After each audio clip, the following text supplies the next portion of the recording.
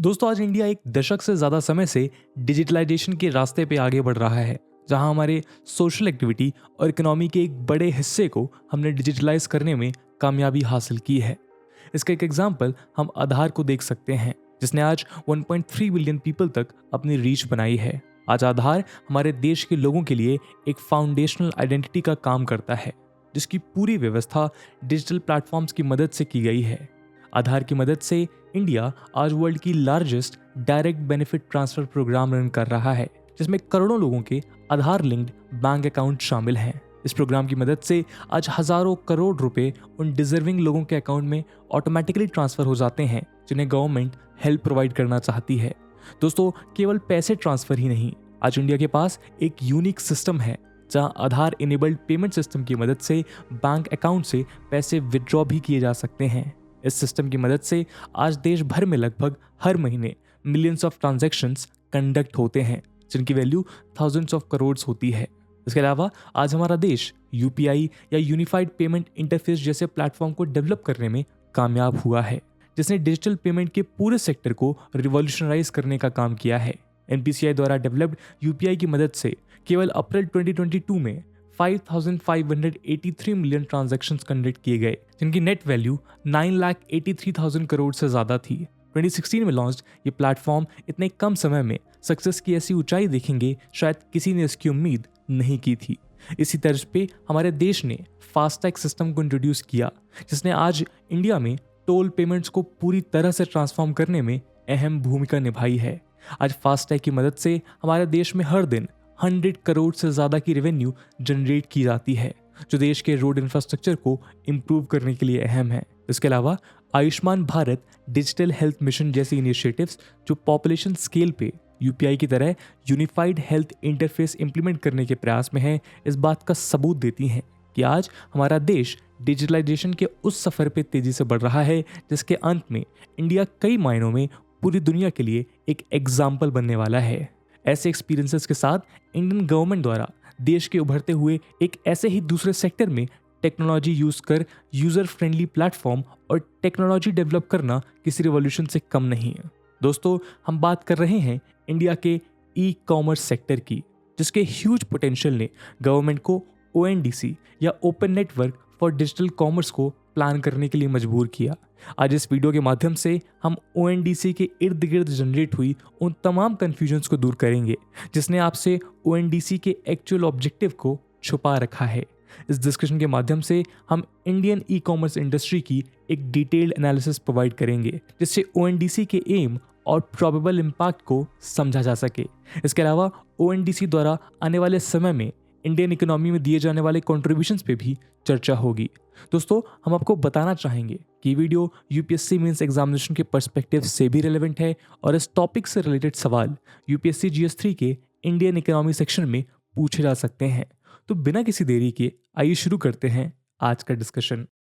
दोस्तों, आप सबके लिए एक बेहद इंपॉर्टेंट और यूजफुल खबर है, और वो ये कि स्टडी आईक्यू ने आप सबके लिए लॉन्च किया है स्टेट पीसीएस का एक नया यूट्यूब चैनल, जहां पे ओवरऑल क्वालिटी एजुकेशन के साथ साथ आपको मिलेंगी स्टेट स्पेसिफिक स्पेशल क्लासेस। और इस मौके को और भी खास बनाने के लिए आपको स्टडी आईक्यू के विभिन्न स्टेट पीसीएस एग्जाम के कोर्सेज पे नए चैनल के लॉन्च होने के उपलक्ष्य में मिल रहे हैं स्पेशल ऑफर्स, जिनको आप हमारी वेबसाइट और ऐप के थ्रू अवेल कर सकते हैं। और उसके ऊपर भी अगर आप एडिड डिस्काउंट चाहते हैं तो आदर्श 33 कूपन कोड को यूज करना बिल्कुल मत भूलिएगा। लिंक आपको पिन कमेंट में मिल जाएगी। और अपनी पीसीएस की तैयारी को और पुरजोर करने के लिए स्टडी आईक्यू पीसीएस को सब्सक्राइब करना मत भूलिएगा।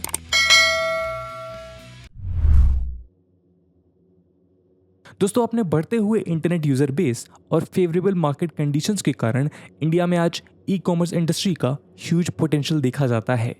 इंडिया की ई कॉमर्स इंडस्ट्री के बढ़ते हुए मार्केट साइज को हम केवल इस बात से समझ सकते हैं कि जहां एक और 2018 में इंडियन ई कॉमर्स इंडस्ट्री की मार्केट वैल्यू $22 बिलियन हुआ करती थी, वहीं 2027 तक एक्सपर्ट्स के अनुसार ये $200 बिलियन तक होने वाली थी। जहां ऐसे एक्सपोनेंशियल ग्रोथ रेट के साथ इंडिया का $5 ट्रिलियन इकोनॉमी बनने का सपना पूरा होता नजर आ रहा है, वहीं ई कॉमर्स के डोमेन में अनेक चेंजेस देखे जा रहे हैं। आज इंडियन मार्केट अमेजॉन और फ्लिपकार्ट जैसी कंपनीज द्वारा डोमिनेट की जा रही हैं, जहां 2017 में अमेजॉन हमारे देश का लीडिंग ऑनलाइन मार्केट प्लेस था, वहीं फ्लिपकार्ट और मिंत्रा ने भी समय के साथ अपनी जगह बनाई है। मई 2020 में किए गए एक सर्वे के अनुसार कोरोना वायरस लॉकडाउन के कारण ऑनलाइन प्लेटफॉर्म्स की सेल में भारी इजाफा देखने को मिला है। इसके अलावा यूपीआई की मदद से इकोनॉमी का डिजिटलाइज होना, इंटरनेट स्पीड और डिजिटल लिटरेसी ने भी अहम भूमिका निभाई। जहां 2018 में रिटेल मार्केट में ई कॉमर्स ने पर यूज़र $50 की एवरेज रेवेन्यू अर्न की, वहीं 2024 तक यह आंकड़ा $75 पर यूज़र तक होने वाला है। लेकिन इस पूरे इकोनॉमिक साइकिल में हमारी गवर्नमेंट ने एक अनइवन डिस्ट्रीब्यूशन देखा, जहां एक और कुछ चुनिंदा ई कॉमर्स प्लेटफॉर्म्स पूरे डोमेन को मोनोपोलाइज करते नजर आ रहे थे, वहीं कंज्यूमर्स की रीच में भी केवल वो प्रोडक्ट्स थे जिन्हें ई कॉमर्स प्लेटफॉर्म्स प्रमोट करना चाहती थीं। इन्हीं कारणों से 31 दिसंबर 2021 के दिन ओएनडीसी को एक private sector led non profit company की तरह फॉर्मलाइज किया गया। क्वालिटी काउंसिल ऑफ इंडिया में department for promotion of industry and internal trade यानी कि DPIIT द्वारा इंक्यूबेटेड ओएनडीसी आने वाले समय में इंडिया में ई कॉमर्स को डेमोक्रेटाइज करने वाला है। दोस्तों, ओएनडीसी को डिज़ाइन और उसके एडॉप्शन को एक्सेलरेट करने के लिए एक 9 मेंबर एडवाइजरी काउंसिल का गठन किया गया है, जिसमें हमारे देश के फाइनेस्ट माइंड्स इन्वॉल्व हैं। इस काउंसिल में इन्फोसिस के नंदन नीलेकानी, नेशनल हेल्थ अथॉरिटी के CEO RS शर्मा, QCI के चेयरमैन आदिल जैनुल भाई, अवाना कैपिटल फाउंडर अंजलि बंसल और डिजिटल इंडिया फाउंडेशन के को फाउंडर अरविंद गुप्ता शामिल हैं। इन सारे लोगों ने अपने रिस्पेक्टिव फील्ड्स में अनेक उपलब्धियां हासिल की हैं और गवर्नमेंट को यकीन है कि ओएनडीसी के एडवाइजरी काउंसिल में ऐसे वेरियस टैलेंट ग्रुप्स को इनकॉर्पोरेट करने से ओएनडीसी का मकसद सफल बनाया जा सकेगा। दोस्तों, आज देश में अपॉर्चुनिटीज के अनइक्वल एक्सेस को देखते हुए गवर्नमेंट ऑफ इंडिया का ये मकसद है कि देश में ई कॉमर्स ऑपरेटर्स के बीच एक लेवल प्लेइंग फील्ड क्रिएट किया जाए, जहां हर छोटे या बड़े ऑपरेटर एक दूसरे के साथ बराबरी से compete कर सकें। इसके अलावा डिजिटल मार्केट के एक्सेस को वाइडन करते हुए गवर्नमेंट देश भर के मिलियंस ऑफ स्मॉल बिजनेसेस और ट्रेडर्स को इंडिया के ह्यूज मार्केट तक अपनी रीच बनाने में हेल्प करना चाहती है। अब तक इंडिया के इस ई कॉमर्स फील्ड को अमेजॉन और फ्लिपकार्ट जैसे एग्रीगेटर्स द्वारा ऑक्युपाई किया जाता था, जिन्होंने इंडियन ई कॉमर्स लैंडस्केप को मोनोपोलाइज कर रखा था। लेकिन open network for digital commerce या ओएनडीसी की मदद से इंडियन गवर्नमेंट देश को एक ऑल्टरनेटिव प्रोवाइड करने के प्रयास में है। इसी अप्रोच के तहत 29 अप्रैल के दिन ओएनडीसी के एक पायलट प्रोजेक्ट को इंडिया के डिफरेंट जियोग्राफिकल रीजन्स जैसे कि दिल्ली NCR, शिलोंग, भोपाल, बेंगलुरु और कोयम्बटूर में लॉन्च किया गया।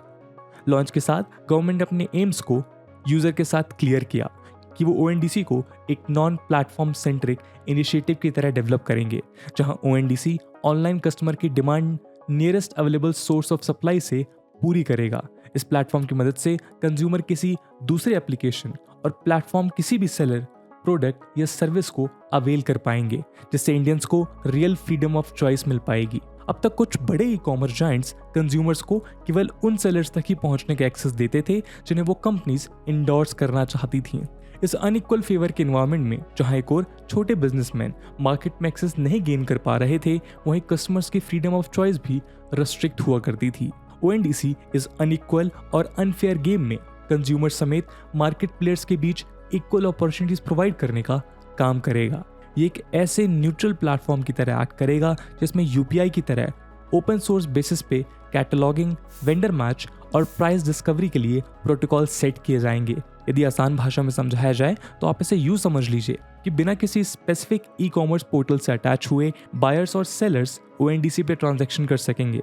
फॉर इंस्टेंस, यदि हम मान लें कि सेलर X प्लेटफॉर्म A पे रजिस्टर्ड है और कंज्यूमर एक दूसरे प्लेटफॉर्म B पे, लेकिन तब भी ओएनडीसी की मदद से वो कंज्यूमर दूसरे प्लेटफॉर्म पर रजिस्टर्ड सेलर के प्रोडक्ट्स डायरेक्टली परचेज कर पाएगा बिना खुद को उस प्लेटफॉर्म पर रजिस्टर किए।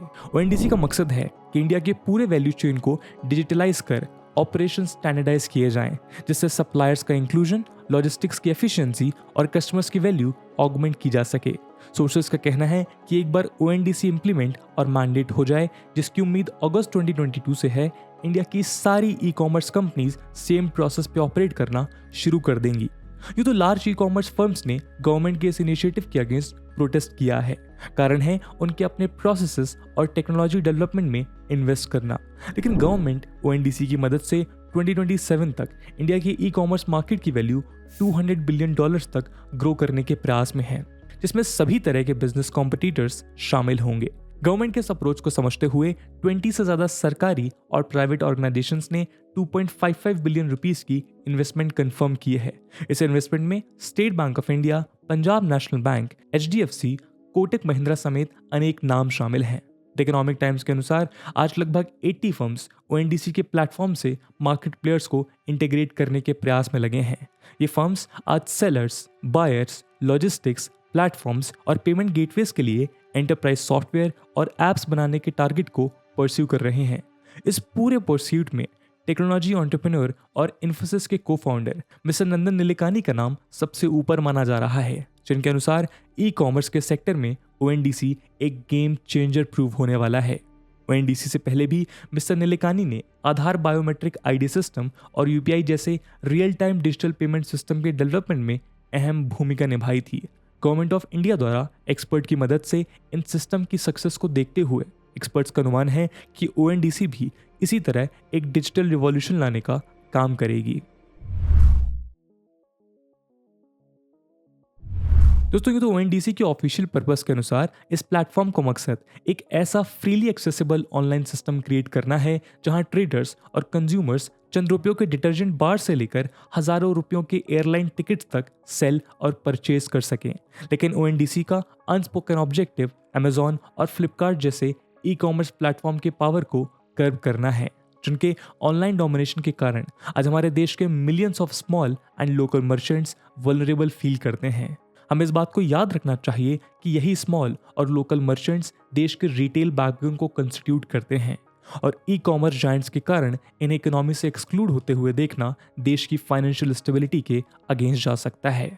दोस्तों, स्मॉल रिटेलर्स और लोकल शॉप ओनर्स की चिंता का कारण बड़े ई कॉमर्स प्लेटफॉर्म्स द्वारा ह्यूज इन्वेस्टमेंट कर अपने प्रेफर्ड ब्रांड्स को पॉपुलराइज करना भी है। एग्जाम्पल्स के तौर पे कई रिपोर्ट के अनुसार केवल अमेजॉन और फ्लिपकार्ट ने इंडिया में $24 बिलियन इन्वेस्ट कर ऑनलाइन रिटेल मार्केट का 80% कैप्चर कर लिया, जिससे वो एग्रेसिव डिस्काउंट और प्रेफर्ड सेलर के प्रमोशन से एक्सपैंड करते चले जा रहे हैं।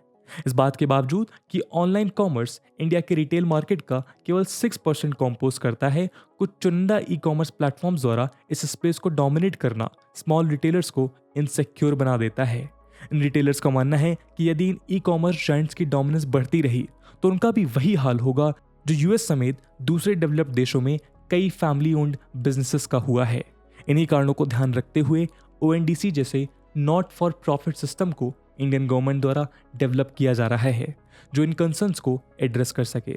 आपको जानकर हैरानी होगी कि यूपीआई की तरह ये भी दुनिया का पहला ऐसा प्लेटफॉर्म होगा जो स्मॉल मर्चेंट्स और रिटेलर्स को प्लग इन करते हुए बड़े ई कॉमर्स जायंट्स के स्केल की रीच प्रोवाइड कर पाने की क्षमता रखेगा। हमें इस बात को समझना होगा कि आज इंडिया उन ग्लोबल रिटेल कंपनीज के लिए एक बैटल फील्ड बन चुका है जिन्हें या तो चाइना जैसे देशों से बाहर निकाल दिया गया है या उन देशों की लोकल राइवल से compete करने में नाकामयाब हो रही हैं। ऐसी सिचुएशन में इंडिया जैसी कंट्री जहां 800 मिलियन स्मार्टफोन यूजर्स हैं, उस मार्केट के साइज और पोटेंशियल ने हमें गूगल, मेटा प्लेटफॉर्म्स या इवन रिलायंस इंडस्ट्रीज के लिए टेस्टिंग ग्राउंड बना दिया है। कॉमन सर्विस सेंटर या सीएससी के एमडी डॉक्टर दिनेश त्यागी का कहना है कि आज ओएनडीसी से सीएससी के पार्टनरशिप के साथ देश भर के हर विलेज और टाउन में स्मॉल और मीडियम एंटरप्राइजेस की रीच कस्टमर तक पहुंच पाएगी। इस पूरे इनिशिएटिव के दौरान देश की हर एक सीएससी सेलर्स को और उन लॉजिस्टिक प्रोवाइडर्स को सपोर्ट प्रोवाइड करती नजर आएगी। ये opportunity rural e commerce market को सपोर्ट करने के अलावा लोकल यूथ के लिए एम्प्लॉयमेंट जनरेशन का काम करेगी। डॉक्टर त्यागी का मानना है कि ओएनडीसी की मदद से देश भर के 3 लाख से ज्यादा सीएससी ग्रामीण ई स्टोर्स में 6 to 9 लाख एम्प्लॉयमेंट जनरेट होते नजर आएंगे। इसके अलावा 4 लाख से ज्यादा के नेटवर्क वाले विलेज लेवल एंटरप्रेन्योर्स या वीएलईज के लिए भी सीएससी का ओएनडीसी के साथ पार्टनरशिप करना नई अपॉर्चुनिटीज जनरेट करेगा। दोस्तों, department for promotion of industry and internal trade यानी कि डीपीआईआईटी के सेक्रेटरी अनुराग जैन का कहना है कि ओएनडीसी एक ऐसी इनिशिएटिव है जिसका मकसद पूरे देश में होने वाले गुड्स एंड सर्विसेज के एक्सचेंज को एक ओपन नेटवर्क पे प्रमोट करना है। ओपन सोर्स मेथोडोलॉजी पे बेस्ड ओएनडीसी ओपन स्पेसिफिकेशन और ओपन नेटवर्क प्रोटोकॉल यूज करता नजर आएगा, जिससे इस सिस्टम को किसी भी स्पेसिफिक प्लेटफॉर्म से इंडिपेंडेंट रखा जा सके।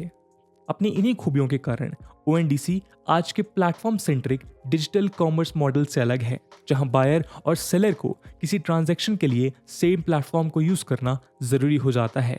आज इंडिया में 4000 से ज्यादा स्मॉल और big e commerce companies, 500 logistic companies और 20,000 से ज्यादा ऐसी कंपनीज हैं जो ट्रैवल, होटल्स जैसी सर्विसेज प्रोवाइड करती हैं। इस मैसिव प्रेजेंस को देखते हुए एक्सपर्ट्स का मानना है कि इंडिया का ई कॉमर्स मार्केट 2026 तक $200 बिलियन से ज्यादा ग्रो कर सकता है। इन्हीं ग्रोथ प्रोस्पेक्ट्स और ह्यूज पोटेंशियल के कारण गवर्नमेंट को एडवाइस करने के लिए उस एडवाइजरी काउंसिल का गठन किया गया है, जो आने वाले समय में ओएनडीसी के डिजाइन, एडॉप्शन और इंटरऑपरेबिलिटी को एक्सेलरेट कर सके। नेशनल हेल्थ अथॉरिटी के सीईओ डॉक्टर राम सेवक शर्मा, जो ओएनडीसी एडवाइजरी काउंसिल के मेंबर हैं, उनका मानना है कि इंडिया अपने डिजिटल राइज से इस बात को लेकर कॉन्फिडेंट है कि वो ओपन एपीआईज पे based large scale interoperable systems create कर सके और ओएनडीसी की मदद से हमारा देश अब तक आधार और यूपीआई जैसे अनेक प्लेटफॉर्म से हुई अपनी लर्निंग को ई कॉमर्स के डेमोक्रेटाइजेशन में अप्लाई करने के लिए तैयार है। यूएस से भी ज्यादा इंटरनेट यूजर्स वाले हमारे देश में ओएनडीसी मर्चेंट्स और कंज्यूमर्स को एम्पावर करने के लिए तैयार है, इस बात की परवाह किए बिना कि वो मर्चेंट और कंज्यूमर कौन सा प्लेटफॉर्म एप्लीकेशन यूज करते हैं। ओएनडीसी इंडिया के पूरे रिटेल बिजनेस को ट्रांसफॉर्म करने की कोशिश में लगा है। दोस्तों, डीपीआईआईटी के एडवाइजरी काउंसिल के कन्वीनर अनिल अग्रवाल का मानना है कि ई कॉमर्स प्लेटफॉर्म्स के अपने इश्यूज हैं। इन सारे प्लेटफॉर्म्स की अलग बोर्डिंग और अलग केवाईसी प्रोसेस है। ओएनडीसी की मदद से ये पूरा प्रोसेस स्टैंडर्डाइज होता नजर आएगा, ठीक उसी तरह जैसा यूपीआई की मदद से फाइनेंशियल ट्रांजैक्शंस के साथ हुआ। इन सब के अलावा एक्सपर्ट्स का ये भी मानना है कि ओएनडीसी किसी प्लेटफॉर्म को रिप्लेस करने की जगह मार्केट को एक्सपैंड करने का काम करेगा। आज इंडिया के केवल 8 to 10 करोड़ यूजर्स ने ही ई कॉमर्स प्लेटफॉर्म्स को एक्सप्लोर किया है। देश के नागरिकों द्वारा स्मार्टफोन की यूज को देखते हुए आज इस डोमेन में अनेक स्कोप नजर आते हैं। दोस्तों, ओएनडीसी ने अपने लिए हाई गोल सेट किए हैं और अगले 5 सालों में गवर्नमेंट का टारगेट है कि डिजिटल ट्रांजैक्शंस के मर्चेंडाइज वैल्यू को 4.5 ट्रिलियन रुपीस से इंक्रीज कर 7.5 ट्रिलियन रुपीस तक ले जाएंगे। इसके अलावा डिजिटल कॉमर्स की मदद से रिटेलर्स की कवरेज को 15,000 से इंक्रीज कर 2 मिलियन से ज्यादा ले जाने का इंटेंशन है। अवाना कैपिटल की फाउंडर और चेयरपर्सन अंजलि बंसल का मानना है कि India public digital tools create करने में पहले ही खुद को वर्ल्ड लीडर प्रूव कर चुका है। आज दुनिया में कोई ऐसा देश नहीं है जहां बिलियंस ऑफ पीपल के पास आधार जैसा कोई यूनिक डिजिटल बायोमेट्रिक आईडी हो। ना ही पूरे वर्ल्ड में कोई ऐसी कंट्री है जिसके पास पब्लिक प्राइवेट पार्टनरशिप मॉडल का यूपीआई जैसा पेमेंट सिस्टम हो। ओएनडीसी भी सेम विजन और गोल के साथ डेवलप किया जा रहा है, जो ई कॉमर्स की डोमेन में आने वाले समय में वर्ल्ड के सामने एक नया एग्जाम्पल सेट करेगा। ओएनडीसी के chief executive officer T Koshy के अनुसार आज पेटीएम, डुंजो, सेलर ऐप और गॉफ्रीगल जैसे अनेक प्लेटफॉर्म्स ओएनडीसी के साथ इंटीग्रेट होने के एडवांस स्टेज में हैं। इसके अलावा ओएनडीसी आज गवर्नमेंट ई मार्केट प्लेस यानी कि जीईएम के अलावा 80 सिमिलर प्लेयर्स के साथ टॉक्स में इन्वॉल्व है। इनमें इंडिया पोस्ट, भीम, गूगल पे, फोन पे, माइक्रोसॉफ्ट इत्यादि शामिल हैं, जिनकी मदद से ओएनडीसी के ऑपरेशंस नेशनल लेवल पे स्केल किए जाएंगे। दोस्तों, ओएनडीसी से जुड़े सोर्सेज का मानना है कि प्रोडक्ट मार्केट्स को लॉजिस्टिक और वेयरहाउसिंग जैसी चीज़ों को लेकर चिंता करने की कोई ज़रूरत नहीं है। एक बार उनका कैटलॉग डिजिटली अवेलेबल हो जाए तो नेशन वाइड मार्केट के साथ इस लार्जर इकोसिस्टम में हर एक सेगमेंट के लिए न्यूमरस अपॉर्चुनिटीज ओपन होती नजर आएंगी। दोस्तों, ये तो इंडिया जैसी वास्ट पॉपुलेशन वाली कंट्री में किसी भी पॉपुलेशन स्केल पे लॉन्च किए गए प्लेटफॉर्म को लेकर अनेक बाधाएं आती हैं, लेकिन यदि ओएनडीसी की बात की जाए तो एक्सपर्ट्स के अनुसार गवर्नमेंट के सामने सबसे बड़ा चैलेंज इस प्लेटफॉर्म का इम्प्लीमेंटेशन होगा, जहां मिलियंस ऑफ यूजर्स को एक प्लेटफॉर्म से इंटीग्रेट करने का प्रयास किया जाएगा। इसके अलावा ओएनडीसी के रूरल पेनिट्रेशन को लेकर भी अनेक समस्याएं बताई जाती हैं। दोस्तों, भले ही आज रूरल इंडिया में यूपीआई का यूज नए तर्ज पे बढ़ता हुआ नजर आया है, लेकिन उसके बावजूद आज हमारे रूरल मासेस का एक बड़ा सेक्शन और खासकर महिलाएं डिजिटल लिटरेसी से दूर हैं।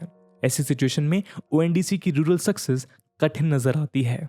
इसके अलावा आधार जैसे प्लेटफॉर्म से जुड़े सिक्योरिटी कंसर्न्स ओएनडीसी में भी गवर्नमेंट के सामने अनेक चैलेंजेस पेश कर सकते हैं, जहां कंज्यूमर्स और सेलर्स दोनों अपने डेटा की सिक्योरिटी को लेकर चिंतित हो सकते हैं। लेकिन इन चैलेंजेस के बावजूद आज हम इस बात की उम्मीद कर सकते हैं कि समय के साथ इंडियन एक्सपर्ट्स द्वारा गेन किया गया एक्सपीरियंस हमें ओएनडीसी की सक्सेस में मदद करेगा और ओएनडीसी के साथ इंडिया पूरी दुनिया को ई कॉमर्स सेक्टर में एक नया रास्ता दिखाने में कामयाब होगा। तो दोस्तों, आज हमने डिस्कस किया ओएनडीसी को कि कैसे सीक्रेटली ही सही पर कैसे ये बड़े ई कॉमर्स प्लेयर जैसे फ्लिपकार्ट और अमेजोन की मोनोपोली को कर्ब करेगा। इस पूरे मुद्दे को लेकर आपका क्या ओपिनियन है, कमेंट सेक्शन में ज़रूर बताइएगा। इसके अलावा दोस्तों, जैसा कि इस वीडियो के पहले भाग में डिस्कस किया गया कि ये वीडियो यूपीएससी मेन के पर्सपेक्टिव से भी इंपॉर्टेंट है और इसीलिए हम आपके लिए एक सवाल छोड़कर जाएंगे जिसका जवाब आप कमेंट सेक्शन में कर सकते हैं। The question is how ONDC can change the e commerce sector of Indian economy, discuss in light of democratising economic opportunities in India. And with this question my friends, that's it for the video. I hope आपको video पसंद आया होगा और अगर पसंद आया है तो अपने दोस्तों के साथ शेयर करना बिल्कुल मत भूलिएगा। हम मिलते हैं अगले वीडियो में, तब तक के लिए जय हिंद, जय भारत।